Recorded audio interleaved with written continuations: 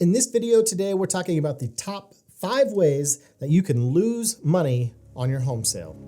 Coming up.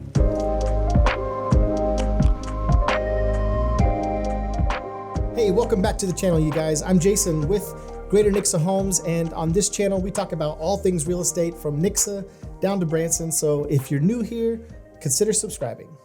Let's just jump right into it. Tip number 1, and that is avoiding your home's curb appeal. Your very first impression when a buyer is walking up to the house is the curb appeal. A lot of people neglect this. They're concentrating on everything on the inside and not focusing on the outside of the house. It can be very, very important when a buyer decides if they even want to get out of the car to look at it. I've had people roll up to a house, honest to God. They will roll up to a house and they'll straight up tell me, let's just go ahead and skip this one. Just from looking at it.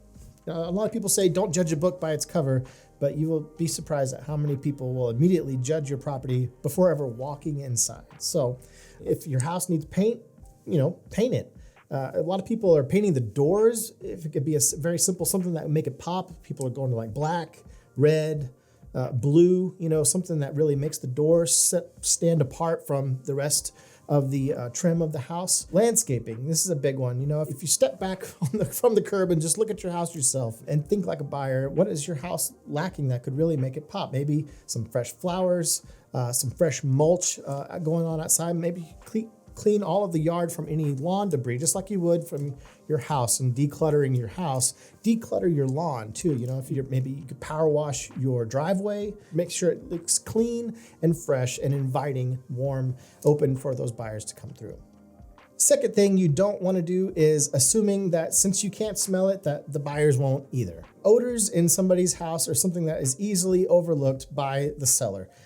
It's tough, when I go into a listing appointment sometimes and you smell like really heavy smoke, or if you've got dogs that you just love and adore to death, you might have a buyer that may not love pets, and they're the ones that are going to pick up on those pet odors the most. And so I'd say if you are a smoker, painting is probably something that you're really going to have to look at in order to get rid of that smoke smell. And you want to use probably a good primer before you put on the final coating, just to kind of help lock that out. For pets, you want to make sure that you have your carpets professionally shampooed and cleaned. Your HVAC filters, if you want to change those out, those can really lock in a lot of odors too. All of your upholstery items like your couch, any curtains and things that can be dry cleaned, those look into having everything that you can cleaned professionally or steam cleaned so that it smells fresh when you walk in.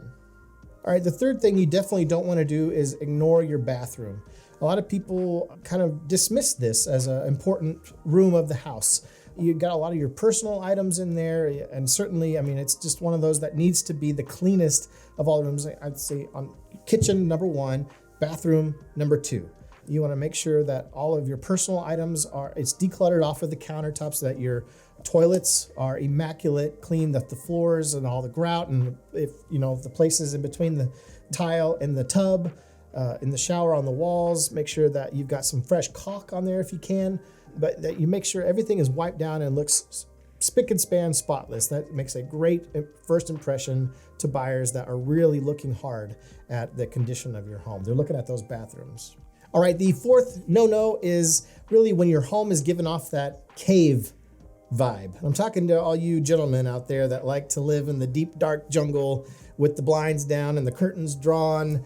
You gotta make sure that you keep in mind that other people are walking through your house. They want to be able to really see the room, and natural light, as much natural light as you can let in. Open up all of your window treatments, get the curtains pulled back when you're showing the house. That's really going to help with A, your photos. You're going to show a lot better with natural light, and B, just being able to really see the full room, especially if you've got those big, large windows. Make use of them. If you're not currently, then the next buyer will really appreciate a room that is nice, open, bright, and airy. All right, the last thing that you probably want to avoid doing when selling your house is just moving everything into the garage, or assuming that nobody's going to look in your garage. I can't tell you how many times that people just kind of take everything that they maybe doesn't belong in that corner that's been sitting there forever. And their idea of decluttering the house is to just move and ship everything over into the garage.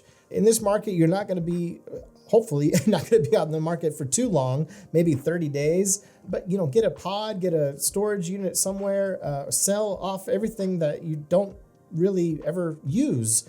Get rid of it, get it out of the house. 86% of home buyers, they want storage space and they want to be able to see that storage space. And so it's hard when you've got your truck and all of your wood crafting items and your saw and every type of tool that you've owned over the last 30 years piled up in your garage. If it's not organized and neat, you're gonna have to spend some time in that area down there. I'm talking to you guys, really try to open and free that place up so that people can envision how their cars are gonna fit in there. That's a big thing, and where all their storage is gonna go.